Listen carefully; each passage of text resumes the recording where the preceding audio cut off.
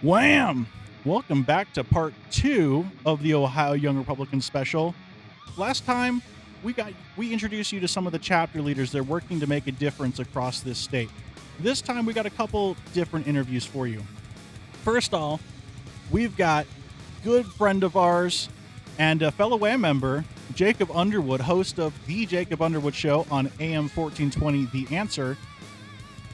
An awesome dude who helps bring the insight and concerns that young people have to the radio platform. So that's a great one. He has a lot of good insight for people. The other interview we did, very interesting. If you've listened to the show, you've heard us, especially James, talk about a specific book that teaches conservatives how to run effective campaigns and be effective in politics. Of course, that's Run Right by Cliff Maloney. Now, if you notice, there's another name on that authorship title. Joshua Lisec, who turns out was at the convention with us. So we had a real good sit down with him. It was almost like 25 minutes or so. He talked about everything from the resources that we need to build up as a conservative movement to masculinity to all sorts of things. And that one is absolutely something to stay tuned for. So if you like what we're doing here, if you like this interviews that we're bringing to you, be sure to like and subscribe. We certainly appreciate it and it helps us reach out to more people. So stay tuned as we bring you part 2 of the Ohio Young Republicans Convention. See you there.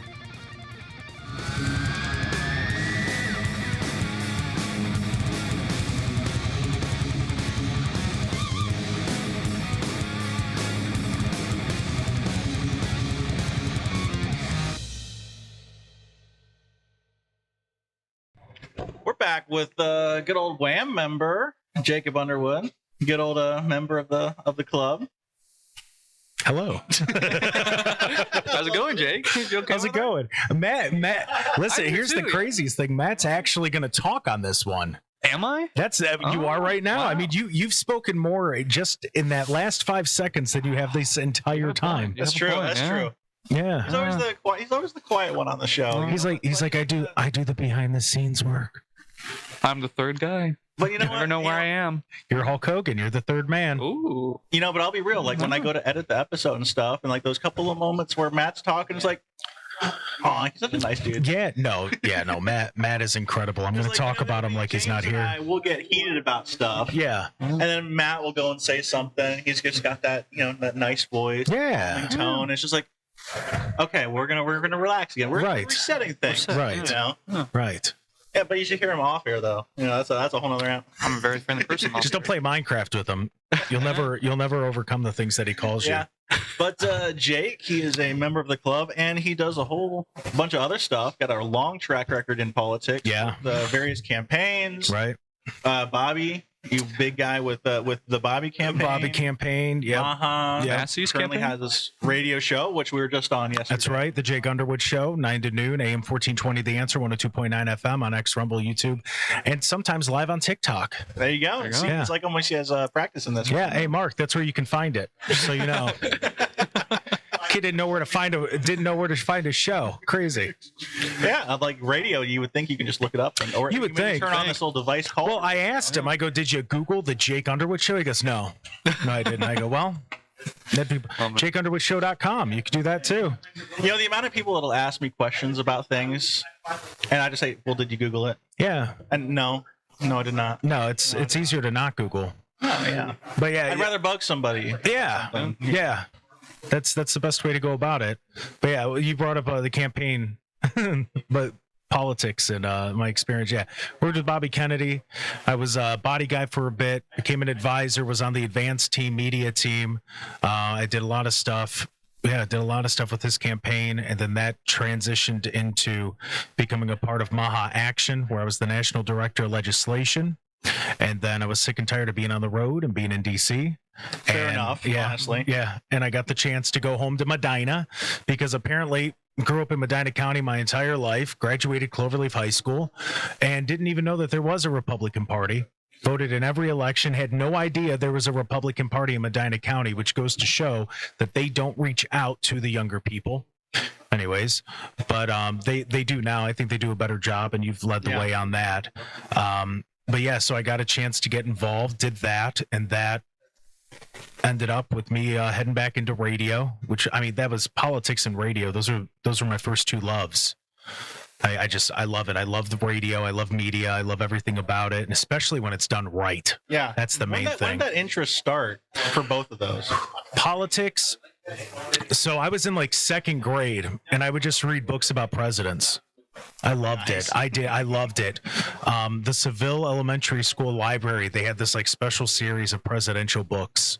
And I would just, every week I just get a different one out. And I mean, like, I know Harry S. Truman was a Baptist. I don't know why I need to know that, but it's just something that I know. And I just, right? And yeah, it was just always something that interested me. And I always wanted to get involved and to be able to do both. And then with radio, that started at a young age. I mean, when I would get home from school, I would listen to the radio. Mm-hmm. I wouldn't put on TV. I'd put on the radio, start playing video games. Then after that, I'd do my homework. That's just the way that it worked. Well, yeah, I was the homeschool kid, so that's all I ever heard. Right. You know? I didn't wasn't much into music whatsoever until maybe high school. Yeah. So. I mean, honestly, same. Like, yeah, you had the music that you liked. That's exciting. You had the music that you liked and everything. But yeah, for me, just talk radio. It was just always like, it was something that always interested me.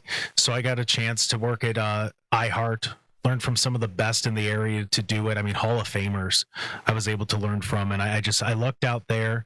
Just, you know, keep your head down, keep your mouth shut, and just take note of everything that they're doing that works and apply it to the stuff that you do forward. Like, that's the big thing for success. If you want to do something, surround yourself with people that are successful at doing it and just learn from that. That's the main thing. Well, I basically answered the next question I was going to ask. Yeah. You know, how do you know, for the young people that are getting into this stuff, you know, what you recommend for them? I mean, what kind of attitude? I mean, you know, it seems like you've had quite a busy life. You know, even though you're only in your 30s. Yeah. You know, what's the kind of attitudes you've had to have? You know, kind of like that, the work ethics and everything that really kind of helped get you through that. So years. The main thing is be good with God.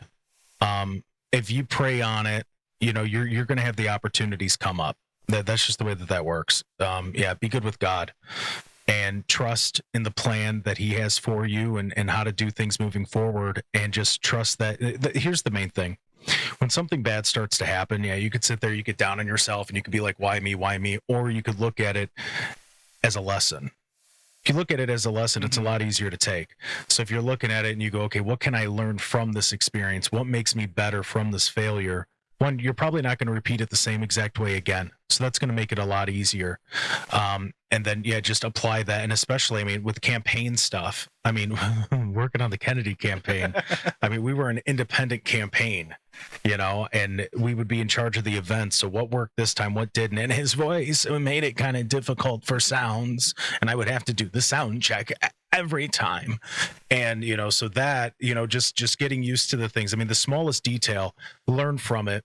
And then make sure, you know, you don't repeat it. And if you do that, it's going to be better as time goes on. And you're going to be able to just walk in and do it, especially if you learn the lessons from the things. It's, you know, that's the main thing. Don't get too down on yourself if you start to fail. Absolutely. Failure is the first attempt in learning. Fail. Absolutely. That's how I look at that. So that's your first attempt in learning, and, you know, obviously make jokes about it. It's a meme, but you know, like, but don't let it tear you down. That's the main thing. And especially people that are running for office. I mean, Dennis Kucinich has run like 65 elections. I'm lucky enough to call him a friend, and I've learned a lot from him.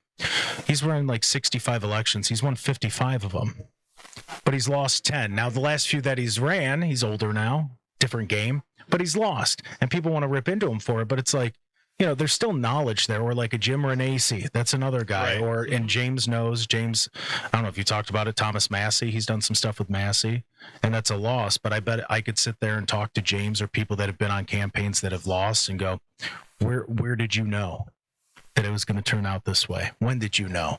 And everybody has that moment. Just learn from that moment, get better, and just don't repeat the same things over and over again. Because there's nothing wrong with failure, and there's nothing wrong with going through a phase of, well, I don't really know what I'm doing. Yep. You know, it's okay to be an amateur for a while, because to be an expert, you kind of have to go through that. Well, to be an expert, you have to know what not to do. And the only way you learn how not to do it is by making those mistakes.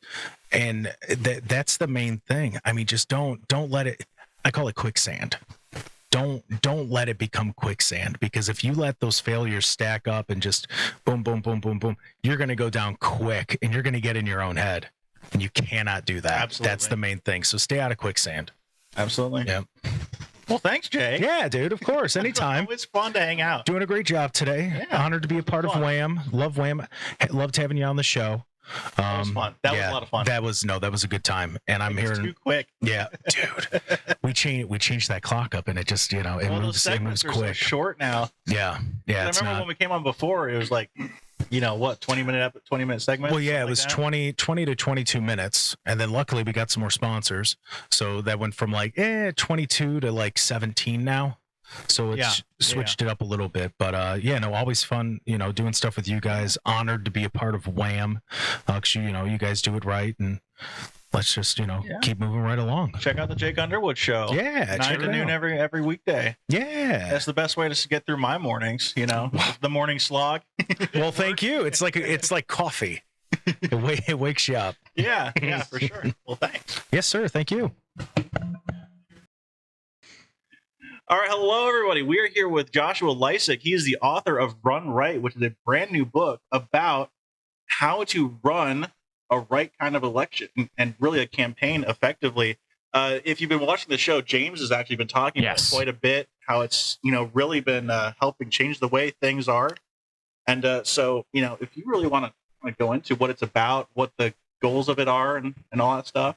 I'd love to. Thank you. Yes. So about 7 years ago, I came to be aware of the immense need for a right-wing organizing handbook. The left, of course, has a significant library of free resources that go back decades.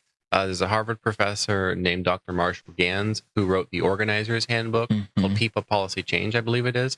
And that book, that playbook, has been used successfully, not just in political campaigns like to get Obama elected, first Senate, and then eventually presidency, of course, but other sociocultural priorities of the cultural left to force them upon the population, and using the political apparatus to do that. And I thought for years that the right needs a right-wing organizer's handbook. And then I met Cliff Maloney. He's done a number of campaigns. He's gotten the right involved in doing door knocking, ballot chasing, and other things that the left has kind of been synonymous with for a number of decades, frankly. And so he was the right person to team up because he has some of the experience that I don't have, and vice versa. And it was a perfect fit to do this complete election playbook to win. A little bit about the book. What would you say is like the biggest takeaway? Like if somebody had 5 minutes to just do a quick synopsis, what's the biggest thing? If you want to consider seriously running for office, then likely the first 3 things that you need to do is number one, look at your district, whatever that district is. Like, are you thinking like county treasurer? Is this like city commission? Is this a state auditor? Is this, for example, state representative? Do you have the bankroll ability to fund your own state senate campaign if no one knows who you are? Right? Like what is the likeliest, highest odds for you to win? And it's probably not U.S. Senator. Bernie Moreno's campaign, $400 million was spent on that race. Wow. Right? Now, so you kind of think of what's your personal budget that you can probably self-fund. So it starts with realistic, which thing can you actually win? And then from there, what are your top 3 issues of your constituency? Specifically, the people who are actually going to vote. So you want to go look up the voter data, who has actually been voting in primaries? And also, is the primary the general in your area? Or is the primary and the general the general? How competitive is this going to be? And is the real race the primary, or is it actually the general? Yeah. Like doing all your homework on this stuff, I think will first disabuse a number of people from running for offices that they were going to lose in the first place. And maybe reconsidering, maybe you should start with school board, or if you're in a village, maybe there's a commission, a township commission, for example, that you should be a part of that would be realistic. Instead of having to persuade tens to hundreds of thousands, you have to persuade hundreds to thousands, and then you can build from there. And if you lose your first one, probably no one in your network is ever going to back you again. So you have to get it right, even if it's the village dog catcher is what you run for. Absolutely. one thing you said in there is, really, if you're looking to seriously run for office in some way, this is kind of the conversation we had when your book was brought up. Is, it feels like there's so many people they're running for things and they're not taking it seriously, and they're just kind of half-assing everything. Things are just all over the place, and like I get it, and like there really has been a lack of that guidance. Like, there's trainings, different organizations have things, if you know to look for them, and sometimes you don't know to look for them. I think having some of that information compiled in one place, like, there's such a need for that. And I think, like you mentioned, with the Democrats have been really working hard in this area. I remember an article that came out, maybe it was a decade ago or so. This isn't.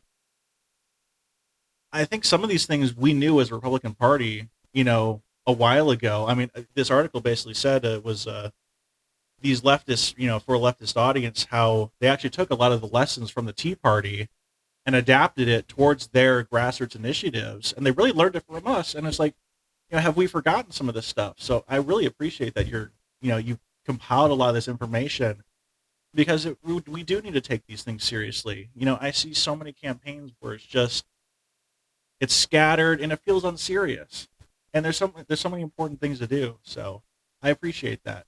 Yeah, and then you've got some other books that you've written. You want to go into a little bit more detail about those? Sure. I began my literary career about 15 years ago, and most of my work has been as a nonfiction professional ghostwriter. I've ghostwritten more than 120 books. Oh, wow. Since 2015. So I average about 8-9 or so a year for clients on all topics: wealth management, finance, business, sales, marketing, self-help. Basically, name a book subject, and I've probably written on it for someone. A lot of my clients, like CEOs or attorneys or physicians, they have some sort of professional experience, and they're writing the book on their expertise. Yeah. For generation of new inquiries, opportunities, business clients, etc. Yeah. But it's been only the last, let's say, 3 years or so that I've been authoring books under my own name, or co-authoring books. Like, I want to write the Right Wing Organizer's Handbook, and I want someone with some cred in the space. Mhm. Hey, Cliff, let's do a book. And that's how I do it. I did that with Jack Posobiec. I have a book coming out with at Data Republican. Jenica Pounds is her name. A lot of people love Jenica on Data Republican on X. She's been fantastic. Yeah, so our book is coming out in October. Jack and I were having the second edition of the Unhumans book coming out, which is the, let's say, first accurate modern history of communist revolutions of the last 250 years. It's been condemned by the Democratic Socialists of America, the Communist Party USA, all of your various troublemakers. Rachel Maddow and Joy Reid had many things to say about the book and how awful it was. There's one blogger, a communist blogger, who called it worse than Mein Kampf. Oh. If you can imagine, because bad reviews from bad people are good reviews. Yeah. So that's a great praise you're getting there. Yeah. So it's now in its second edition coming out, and I have 3 others besides that coming out. And I also author and co-author a lot of books on health and wellness, and I'm kind of in the Maha community as well. And my 3rd New York Times bestseller came out last week, called Stay Off My Kitchen Table, about the utility of elimination diets for like resetting the body and getting your health where you want it to be, is quicker than, I'm going to adjust this or change this or tweak this and kind of chasing after a tactic. Just get it all off your kitchen table. All this food, just stay off my kitchen table. Yeah. That's awesome. Actually, a few of our members are pretty big into the Maha movement. James, he's into it, but Jake, he can't, he was with the whole Maha action and everything. But that's awesome. And I will, ask as well, since we're at a Young Republicans event, beyond getting your book and using that as a guidebook, what other advice would you give to young people who are just starting out and looking to get into politics? And maybe if it's not just for running for a campaign, what can they do to get involved? The most important thing that any right-wing American, particularly young person, can do is to leverage the most masculine word of the English language, which is no. I love that. And this is, okay, we're going to do our diversity club today. No. Honey, I don't know if I feel comfortable with you going to that Republican event. No. Whatever it takes. Yeah. No. The way for us to get back our culture, it's been said that politics is downstream of culture. Sometimes I think they're mirrors of one another, as opposed to what Andrew Breitbart said about the one being downstream from the other. Mm-hmm. Because when there are political office holders who are let's say, in a position of power, they sort of grant cultural, social permission Sure. to be more of who we Yes. are. And for approximately 60 years now, particularly young, white, straight, male Christian men of this country have been an unprotected, discriminated class where that's just been sort of normalized and like with humor and in culture and in relationships and whatnot. And so calling out, for example, anti-white discrimination, I think is very important. And not being silent of like, well, I don't want to rock the boat. I don't want to make waves. I don't want to get in trouble. I don't want to be accused of being racist. You know, one of my books coming out also is about the Haitian influx into Springfield, Ohio, cats, Mhm. Sure, the ducks, yeah. and whatnot. And one of the reasons why so many people accepted that was they were mortified over the prospect of being called racist. Yeah. Yeah. And they even withdrew their stories after there were accusations of racism. You know, you saw the cat or the duck or the goose or whatever being processed and consumed in the backyard with the family of Haitians. It happened all the time, right? They share it on social media. Then Reuters and Associated Press, New York Times, everyone's pounding on their door, doxing them, their families, their kids, Yeah. right? And then actually, no, I never saw that. I never saw that because it's like, look at the racists in Springfield saying what's happening to the animals. Oh, look at these horrible racists. Yeah. And then they retroactively withdrew, their stories. Oh, I didn't. No, actually, no, I didn't see that. You know, Yeah. like, do you want to lose your job for being called a racist, or do you want to say you saw them eating Garfield? Yeah. It's weaponizing shame against people because shame really does, resonate with people Yes. because people, I think for the most part, don't want to be a bad person. And when Yes. you've got people saying you're an awful person for doing this, but and when the culture of darkness is really using that shame to weaponize against good people, having that courage to stand and to speak otherwise, I think that's very valuable. And I think that can even be used the other way because, I think too many of some of these, leftists really get away with crazy things because we don't tell them, all right, what's wrong with you? Like, come on. Yeah, we want to be Yeah. we want to be a good person. We want to be nice. Yeah. We want to have empathy. But what they do is they mistake our kindness for weakness. Yeah. And they exploit. The Bolshevik has no limits. They will Correct. always they will always look for a loophole. And in a way, they're biologically primitive. If you observe ants and like a small piece of, let's say, fruit, leftover fruit, what will they do? They will find the fastest path to the fruit, the fastest path back to their little nest Yep. place. And that's what like Bolsheviks are like with power and our neo-Bolsheviks we have today. Like, what's the fastest path to the power and bringing it back? Mhm. And any obstacles that are in the way, can they go under it, through it, around it? It is a natural force. The original title for Unhumans was going to be Children of Cain, because Mm. the spirit of leftism is to kill. It is Yeah. envy. I should get what you have, and if you won't That's give it to me, good. I'll take it. I can see why you're an author. There's some great analogies. Thank you. Yes, yes. People like to hire me to come up with these on their behalf, so then they can, oh, that's brilliant. Wink, wink. That's good. Yeah, I'm a ghost persuader for hire, I guess you could say. That's good. Yeah. Yeah. Thank But you. overall, I think something that Charlie Kirk talked about, fellas, was creating a vast right-wing library for our Yeah. people, our organizers, our activists. Right. And I think so many of the things that the left has done, people shy away from doing them because, we don't want to be like the left. But they're doing it because it works. Their ideas are deeply Exactly. unpopular. But in any social change movement, you only need up to 3% of the entire population to sympathize with your cause. Yep.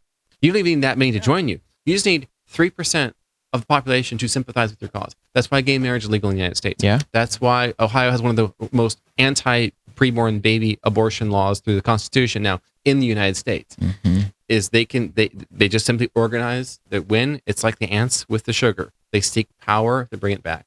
Yep. It's like a biological urge underwritten by this spirit of Cain, resentment, cruelty, pettiness, and envy.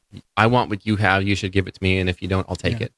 Well, and people don't realize as well the founders. People be surprised to understand. Like, it wasn't that many people behind them, but it was just enough to really get that movement going that started America in Yeah. the first place. That's right. And I have a funny story. This might be too far for a lot of our guys and gals on the right. But I was in Boston, Massachusetts during the kind of 250th celebration Yeah. period and immediately after. And from the same house, get this. So they're flying the first Massachusetts colony flag.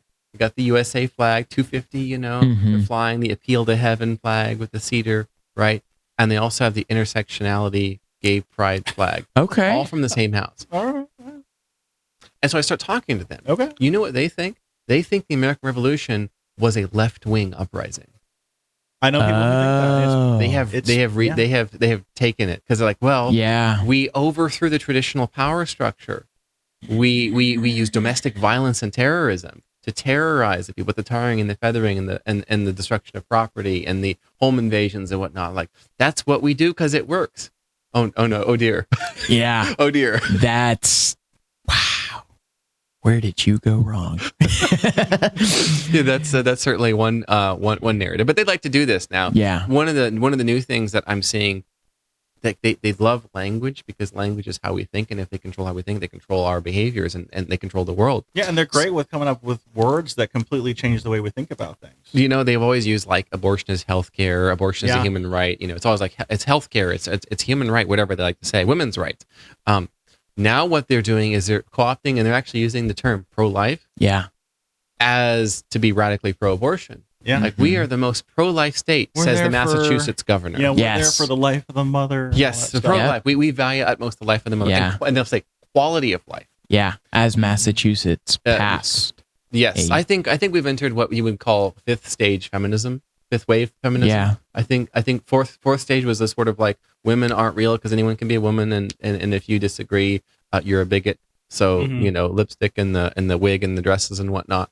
That's yeah. kind of fourth stage feminism. But now fifth wave is like celebration of Lindsay Clancy type of. Okay. If people know that story, you know, I could be her. I just want to give her a hug. You know, the child Yeah. murderer, right? That whole story is Yeah. just.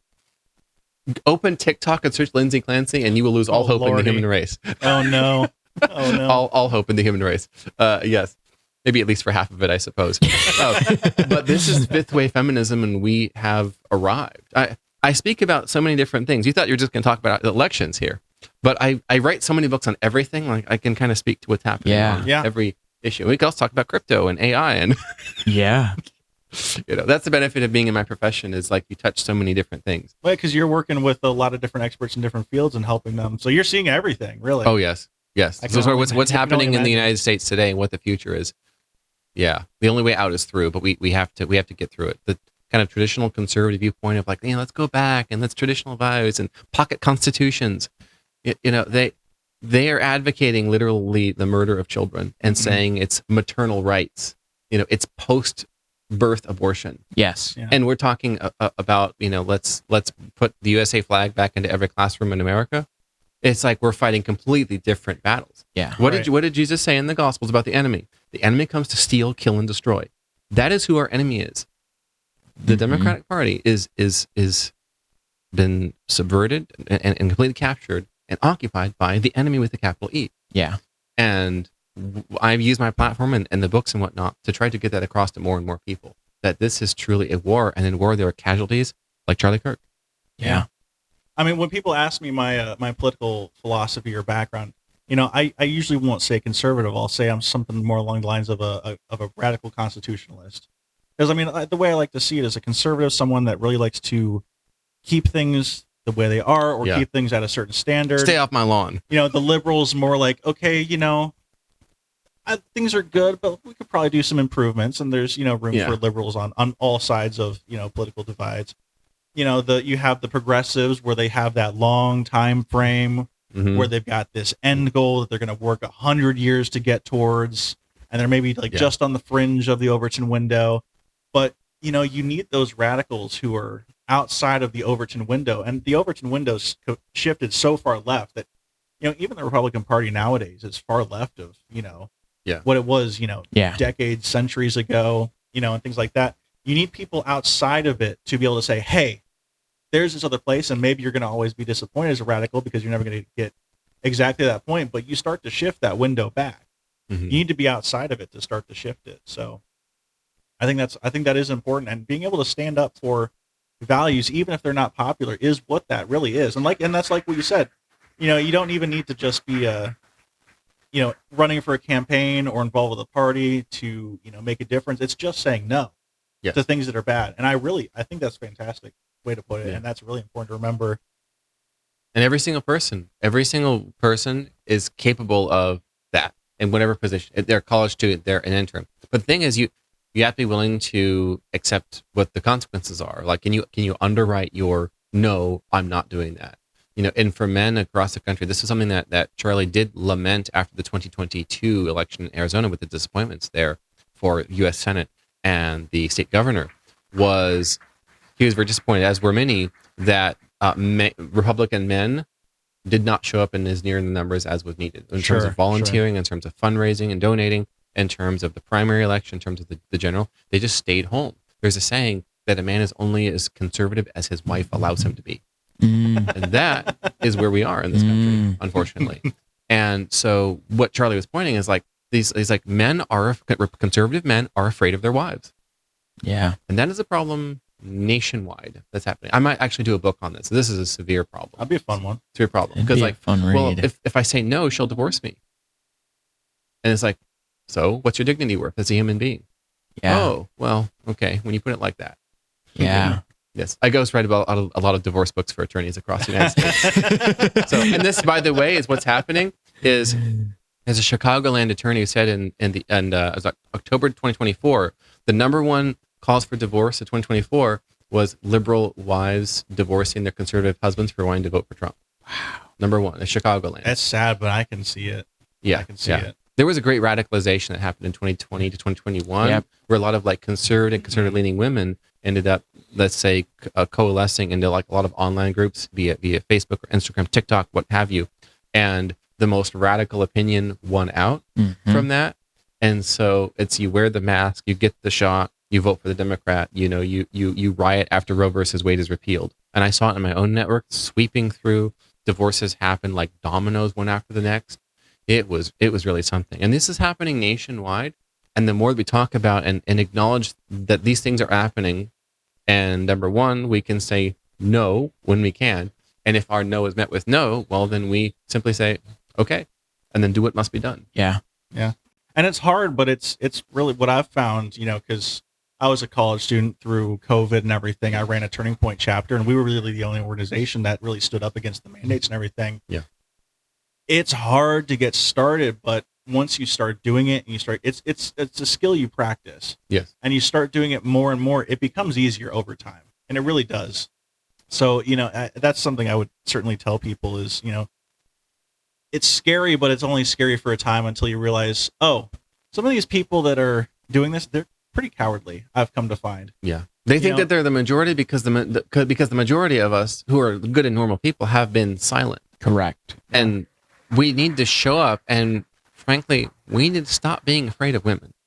Yeah. In the United States. I think that is an undercurrent that is underneath so many problems. Well, I don't want to go to that event. I don't want to, because like, no, she'll get mad. She'll do this. She'll do that. And it's like that ever-present threat of emotional terrorism is, of course, left-wing. And Alexander Solzhenitsyn wrote about this and how the Bolsheviks.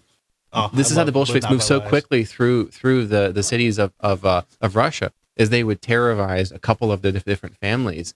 And then it's like, well, they're going to come to our house and haul father and husband away. The kids are going to disappear. I don't want that to be us, so I'm not going to stick my neck out. So they were the Bolsheviks were dozens of people.